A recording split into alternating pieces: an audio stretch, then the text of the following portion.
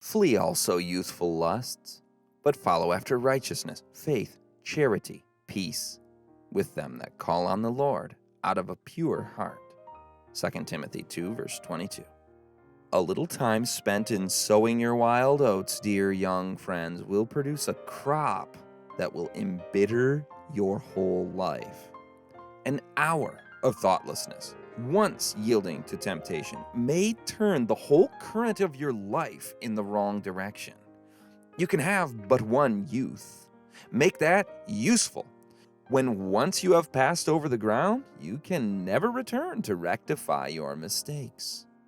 Satan transforms himself into an angel of light and comes to the youth with his specious temptations and succeeds in winning them, step by step, from the path of duty. He is described as an accuser, a deceiver, a liar, a tormentor, and a murderer. It is Satan's act to tempt you, but your own act to yield. It is not in the power of all the host of Satan to force the tempted to transgress.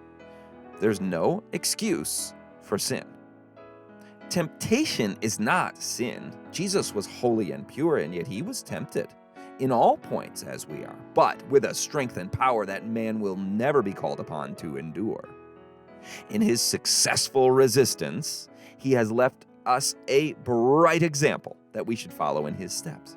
If we are self-confident or self-righteous, we shall be left to fall under the power of temptation. But if we look to Jesus and trust in him, we call to our aid a power that has conquered the foe on the battlefield.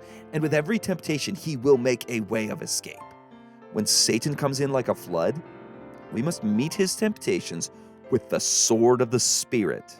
And Jesus will be our helper and will lift up for us a standard against him. One wrong trait of character, one sinful desire cherished, will eventually neutralize all the power of the gospel. The pains of duty and the pleasures of sin are the cords with which Satan binds men in his snares. Those who would rather die than perform a wrong act are the only ones who will be found faithful. The youth may have principles so firm that the most powerful temptations of Satan will not draw them away from their allegiance.